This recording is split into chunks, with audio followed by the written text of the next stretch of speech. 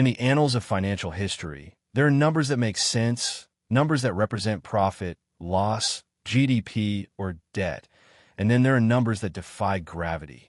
There are figures so colossally, absurdly large that they cease to feel like money and start to feel like fiction. $220 billion is one of those numbers. To understand the sheer weight of $220 billion, you must first strip away the abstraction. This is not just a line item on a spreadsheet. It is a sum greater than the entire annual gross domestic product of Greece. It is nearly double the GDP of Ukraine. It is enough money to purchase every single professional sports team in the NFL, the NBA, the Premier League, and Formula One combined, and still have enough loose change left over to build a personal colony on Mars. It is a fortune that could have eradicated malaria, rebuilt the power grids of entire continents, or funded the transition to green energy for a dozen developing nations. Yet, in the year 2022, the tiny Gulf Peninsula of Qatar chose to burn this astronomical fortune on something else entirely. They did not spend it on a war. They did not spend it on a space program. They did not spend it on a cure for cancer. They spent it on a soccer tournament. For 29 days, the world turned its eyes to the desert. We watched 32 nations battle in gleaming, futuristic stadiums that rose from the dust like iridescent spaceships. We saw the perfect emerald grass, cultivated in nurseries with desalinated water. We felt the impossible chill of open-air air conditioning battling the Arabian sun. We saw the fireworks, the drone shows, and the meticulously curated image of a modern Arab superpower announcing its arrival on the global stage. We saw Lionel Messi draped in a black and gold bisht, lifting the trophy in a moment of sporting perfection. But what the cameras did not show, what the carefully managed PR campaigns worked tirelessly to hide, was the ledger.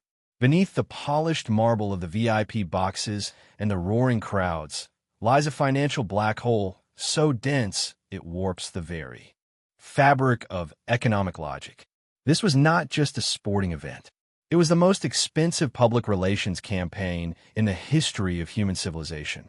It was a project built on a foundation of limitless debt, geopolitical paranoia, and a labor system that international human rights organizations have likened to modern-day slavery.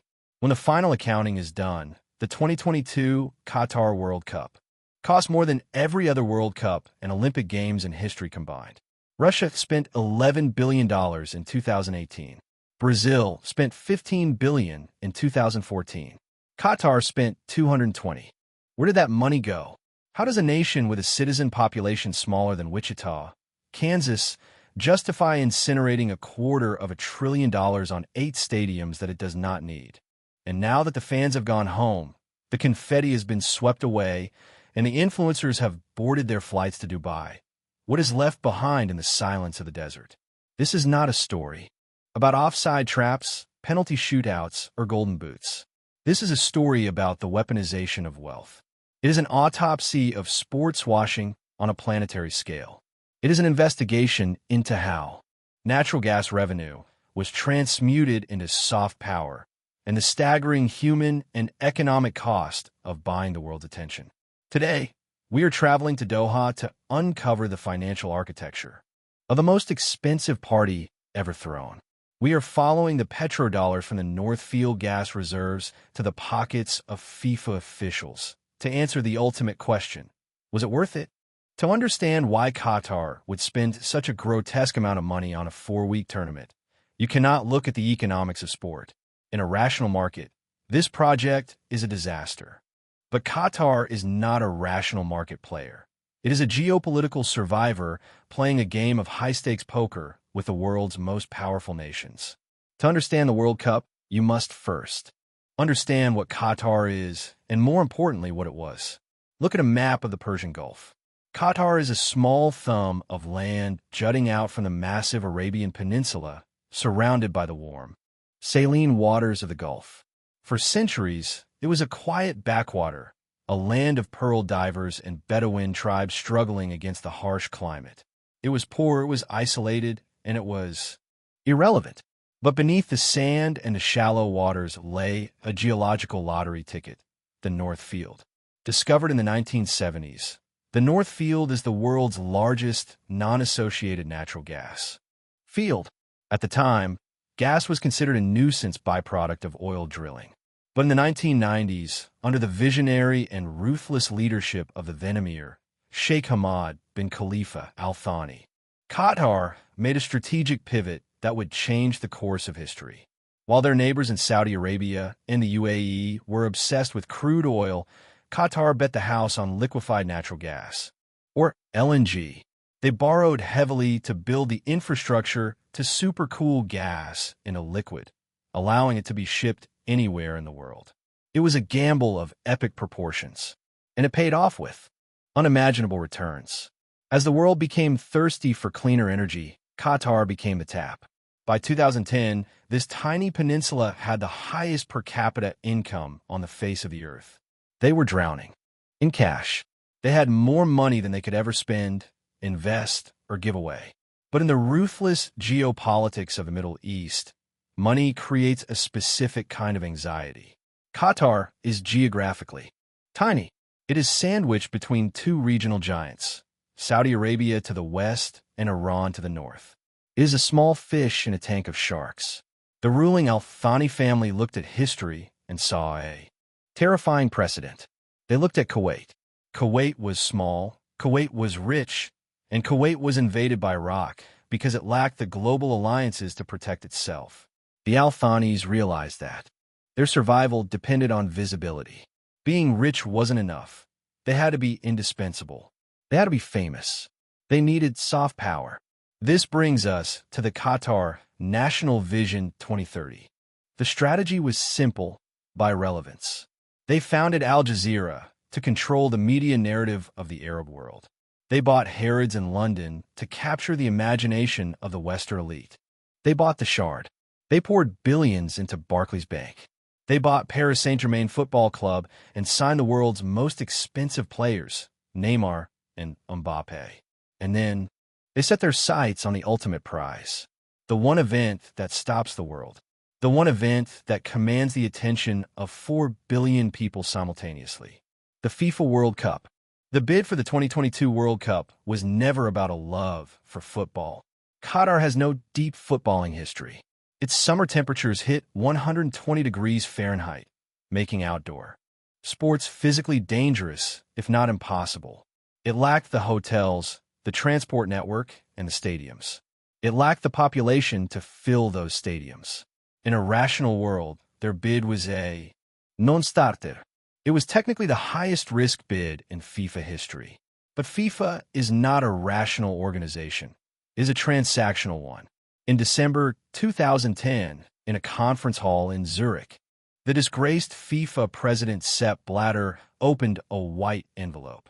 The world expected the United States to win. The analytics favor the U.S. The infrastructure favored the U.S. But when Blatter pulled out the card, it read Qatar. The room gasped. The U.S. bid team was stunned into silence. How could a desert nation with zero infrastructure beat the American superpower? The answer, according to years of subsequent investigations by the FBI, the U.S. Department of Justice, and investigative journalists, was simple: corruption. Allegations exploded immediately. The Sunday Times reported that Mohammed bin Hammam, a Qatari football administrator, had paid millions of dollars in bribes to secure votes from African and Asian officials. Qatar has always vehemently denied these allegations, but the smoke was thick and choking. Of the 22 FIFA Executive Committee members who voted that day, most have since been banned, indicted, or investigated for corruption. It was described by investigators as the World Cup of fraud. But for the Emir, the bribes, if they existed, were a rounding error. A few $1 million to secure the vote was pocket change compared to the gas revenue generated in a single hour. The real cost was not the bribe.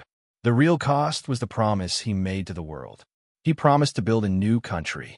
This is where the number $220 billion comes from. It is often misunderstood. Critics say Qatar spent $220 billion on stadiums. That is incorrect. They spent roughly $6 to $10 billion on the stadiums themselves.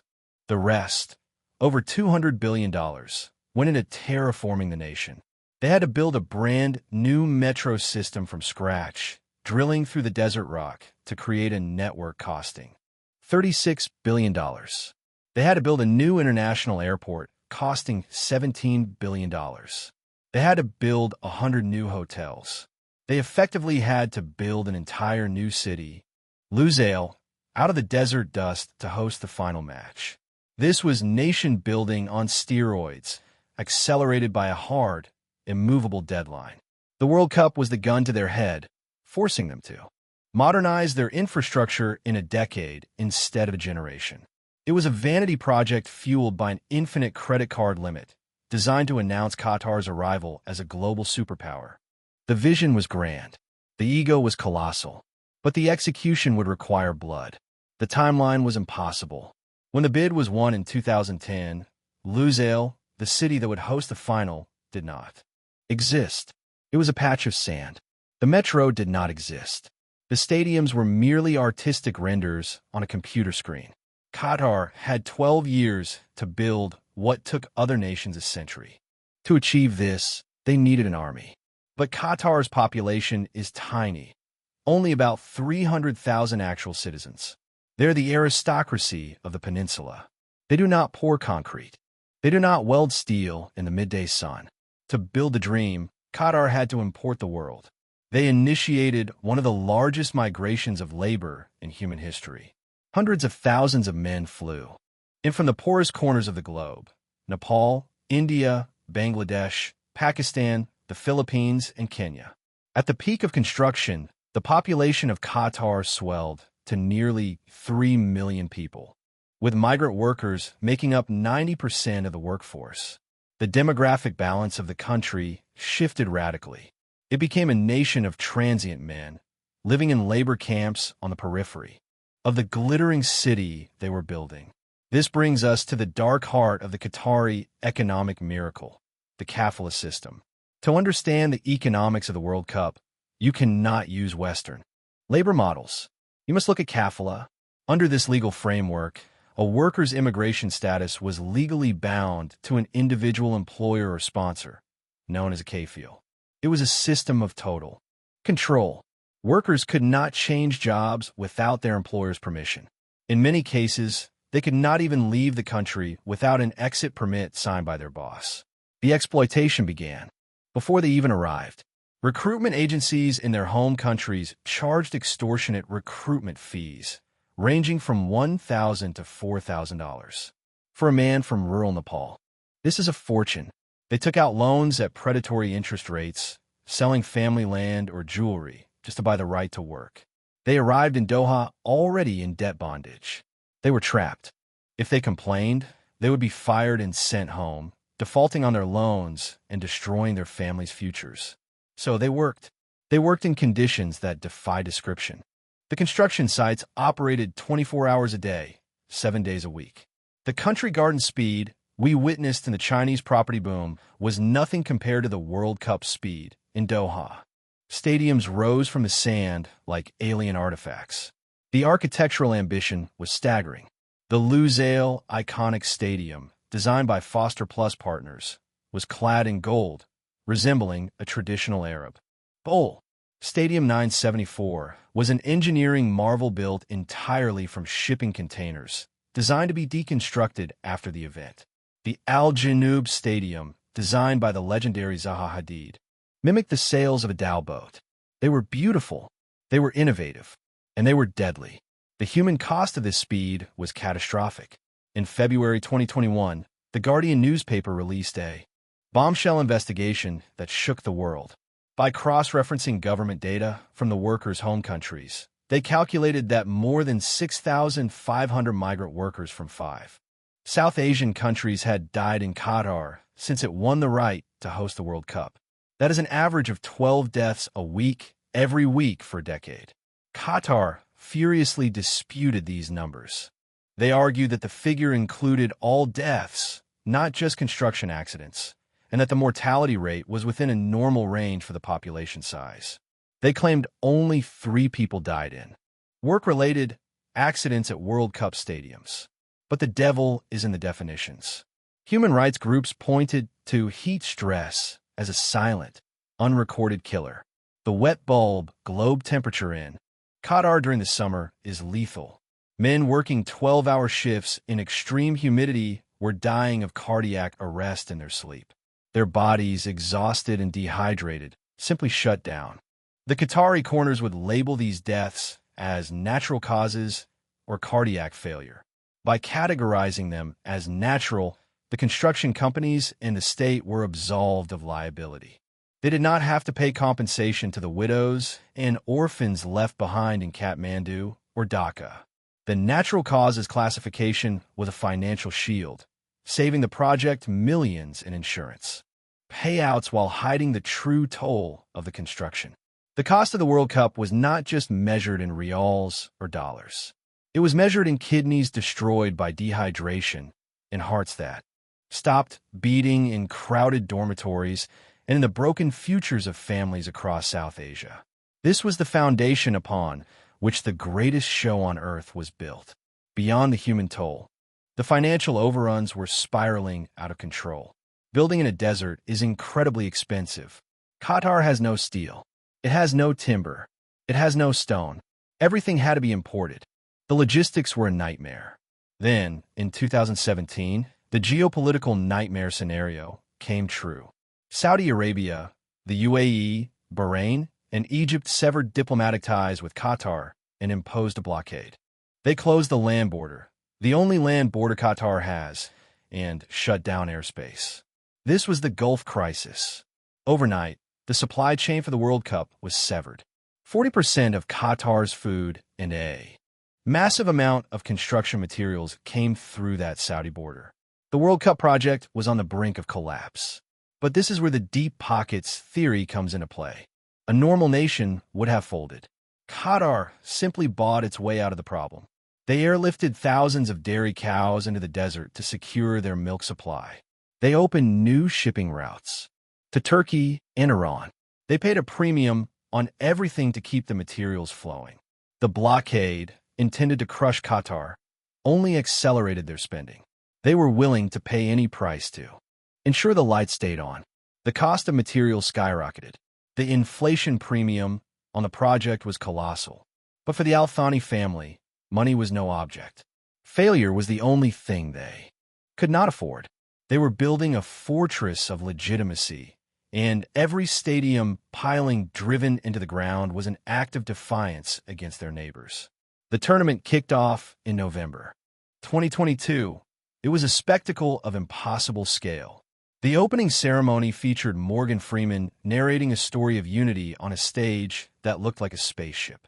The football was undeniably thrilling, culminating in arguably the greatest final in history. But from a cold, hard business perspective, the World Cup is a terrible investment for a host nation. It is a financial parasite. To understand why, we have to break down the business model of the FIFA World Cup. It is a model heavily skewed in favor of one entity, FIFA. FIFA, a non-profit organization based in Switzerland, with billions in reserves, takes the lion's share of the revenue. They take the ticket sales. They take the broadcast rights, which sold for billions of dollars. They take the corporate sponsorship, money from giants like Coca-Cola, Visa, and Adidas. FIFA walks away with the cash, taking zero financial risk on the infrastructure. What does the host country get? They get the bill. The host nation is responsible for building the stadiums, the security, the transport, and the logistics. In return, they are promised the tourism spend. They get the hotel bookings, the restaurant meals, and the taxi fares. Qatar projected that the World Cup would add $17 billion to its economy. But independent analysts looked at that number with extreme skepticism. The multiplier effect of mega events is notoriously overstated by consultants paid to justify the expense. First, there is the crowding out effect. Regular tourists and business travelers who aren't interested in soccer stay away from the country during the tournament to avoid the chaos and high prices. The normal economy grinds to a halt. Second, there is leakage. If a fan stays at a Marriott in Doha and drinks a Pepsi, A significant chunk of that profit goes to U.S. corporations, not the Qatari local economy. The money touches the ground in Doha, but evaporates into the global financial system. But the biggest crack in the financial facade was the capacity paradox. Qatar faced a seemingly impossible logistical challenge. How do you house 1 million fans in a city with a population of less than 3 million? They built 100 new hotels specifically for this event. They docked massive cruise ships to act as floating hotels. They built fan villages out of shipping containers in the desert, charging $200 a night for a metal box with a beanbag chair. For 29 days, these were full. The prices were astronomical. The revenue per available room spiked.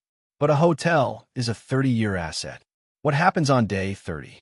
Doha now has an oversupply of hotel rooms that rivals Las Vegas or Orlando, but without the casinos or the Disney World to sustain it.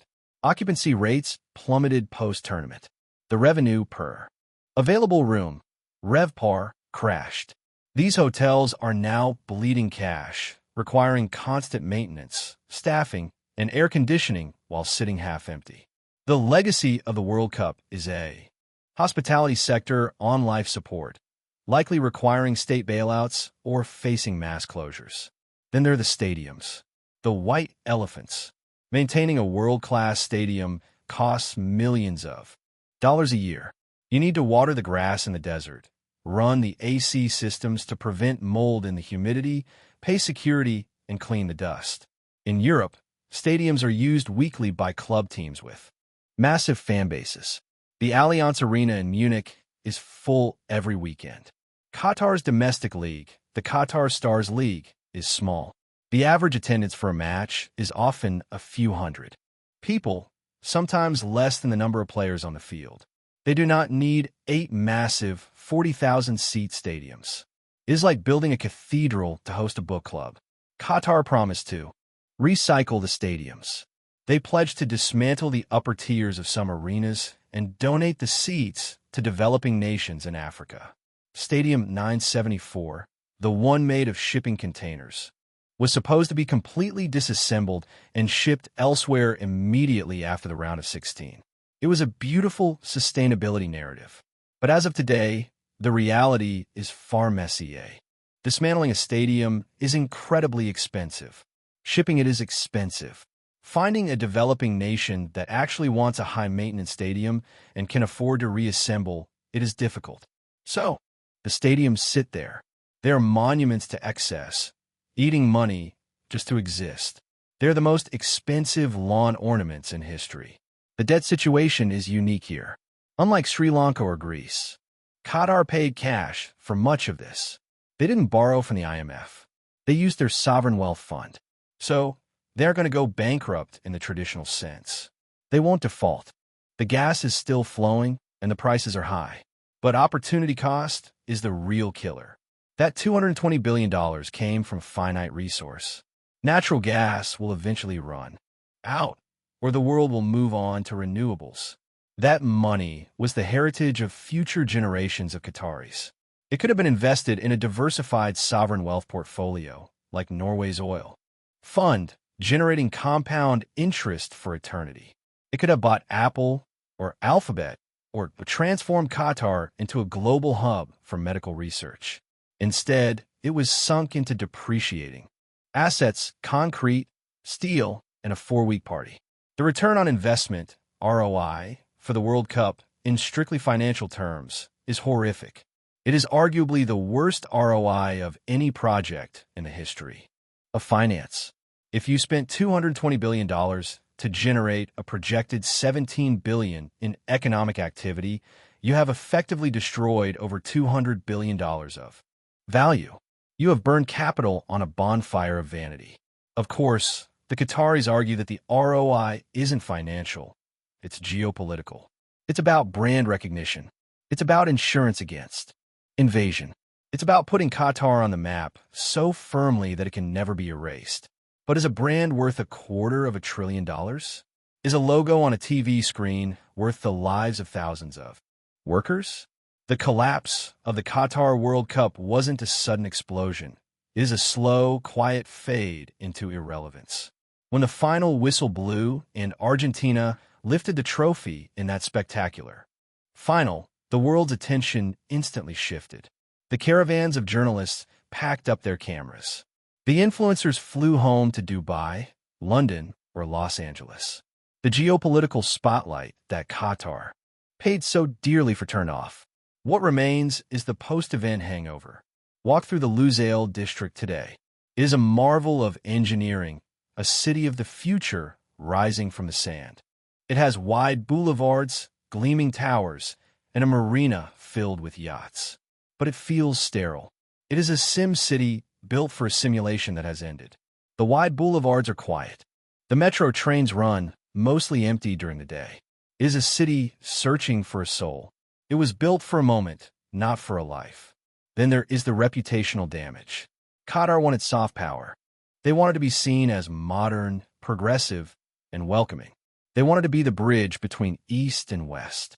Instead, the World Cup shined a high-intensity spotlight on the very things they wanted to hide: their labor laws and their treatment of the LGBTQ+ community. The One Love armband controversy, where FIFA banned European captains from wearing rainbow armbands, became a global PR disaster. Instead of talking about Qatari hospitality, the Western media spent weeks talking about censorship and intolerance. The sportswashing backfired. For millions of Western viewers, the word Qatar is now permanently associated with bribery, migrant deaths, and backward social policies. They spent billions to improve their image, only to have their dirty laundry aired in 4K. Resolution to 4 billion people. There was also a corruption scandal after the event. Qatargate rocked the European Parliament, with allegations that Qatari officials paid bribes to European politicians to influence policy. It reinforced the narrative that Qatar thinks it can buy anything: votes, tournaments, laws, and people. It cemented the image of a nation that views the world as a vending machine. And what of the workers? When the construction stopped, the jobs stopped. The boom was over. Thousands of workers were sent home. Some returned with savings that transformed their families' lives. We must acknowledge that remittances from Qatar support millions of families in South Asia. But many returned with broken bodies, health issues from the heat that will shorten their lives, and debt from the recruitment fees they never fully paid off. The Kafala system was technically reformed. Qatar abolished the exit permit requirement and the no objection certificate, theoretically allowing workers to change jobs. But human rights groups argue that implementation is patchy and the power dynamic remains overwhelmingly in favor of the employer. The men who built the pyramids of the 21st century have been largely forgotten, their sweat baked into the concrete of empty stadiums that will likely never be full again. The demographic shift has also reversed. The population of Qatar has begun to dip as the construction army leaves. The real estate market, built for a population of 3 million, is facing a rental crash. Landlords who borrowed money to build luxury apartments are facing defaults. The economic sugar high is over, and the crash is setting in. As the dust settles on Doha, we must look at the wider infection vector. Qatar 2022 didn't just break the financial records. It broke the moral and economic model of global sports. It proved that the mega event is no longer a celebration of sport, but a transaction of state power. For decades, hosting the World Cup or the Olympics was seen as a privilege for developed, democratic nations with existing infrastructure. France, Germany, the United States. But as the costs of these events spiraled into the billions, democracies started saying no. Taxpayers in Boston, Hamburg, and Oslo rejected bids for the Olympics. They looked at the balance sheets of Athens and Rio de Janeiro, cities left with debt and rotting stadiums, and they realized it was a scam. The gigantism of FIFA and the IOC made hosting a burden that no rational electorate would accept. This created a vacuum, and into that vacuum stepped the petrostates. Qatar was the proof of concept for a new era, the autocracy games. It proved that if you have a sovereign wealth fund and no voters to answer to, you can host anything. You can absorb the $200 billion loss because the money isn't real in the sense of tax revenue. It's resource rent. The legacy of Qatar 2022 is not found in the football academies of Doha. It is found in Riyadh. Watching Qatar's global moment, Saudi Arabia realized that sport is the fastest shortcut to relevance. The Saudi Public Investment Fund, PIF, went on a spending spree, buying Newcastle United, fracturing professional golf with LIV, and effectively securing the rights to the 2034 World Cup. Qatar taught the world's dictators a valuable lesson. The outrage is temporary, but the history books are permanent. The Western media will scream about human rights for a few months, but eventually the ball will roll. The fans will cheer, and the world will watch. Sport is the ultimate anesthetic. As we stand at the bottom of the Lusail iconic stadium and look up at its golden facade, what do we actually see? It is a structure of undeniable beauty. It is an engineering triumph, but it is also a tombstone. It is a monument to a specific moment in economic history, the peak of the fossil fuel era, where carbon revenue was so abundant it could be used to warp reality. The $220 billion price tag is a case study in the resource curse. Economists have long observed that nations with massive natural resource wealth often fail to develop functioning, diversified economies or democratic institutions. Instead, the money becomes a drug. It masks the structural cracks. It allows leaders to bypass the hard work of nation building and jump straight to the shopping spree. Qatar tried to buy a culture. They tried to buy a history. They tried to buy the vibes of a European football summer and transplant them into a conservative Islamic desert monarchy. And for 4 weeks, with the help of billions of dollars in air conditioning and marketing, they pulled off the illusion. But illusions are expensive to maintain. The lesson of Qatar 2022 is the limit of wealth. You can buy the most expensive players, the most famous architects, and the most corrupt officials. You can buy the attention of the world, but you cannot buy a soul for a city. You cannot buy the organic chaos of a fan culture that takes 100 years to grow. The empty streets of Lusail, the silent stadiums, and the ghost hotels are the receipts for this hubris. They're the leftovers of a banquet that was too big for the guests to eat. In the year 2050, when the gas reserves in the North Field begin to dwindle, and the world has pivoted to nuclear and solar, what will remain of this $220 billion gamble? The stadiums will likely be gone, dismantled, or crumbling in the solid air. The soft power will have evaporated, replaced by the next shiny object in the next wealthy capital. What will remain are the stories of the men who built it, the ghost army of South Asia. And the lesson that in the 21st century, the most expensive things in the world are often the most worthless. Qatar bought the world for a month, but the bill will last forever. This is built on money. We expose the cost of the world's most expensive mistakes. If you learned something from this autopsy of a $250 billion party, subscribe to the channel. We have more stories of financial ruin coming soon.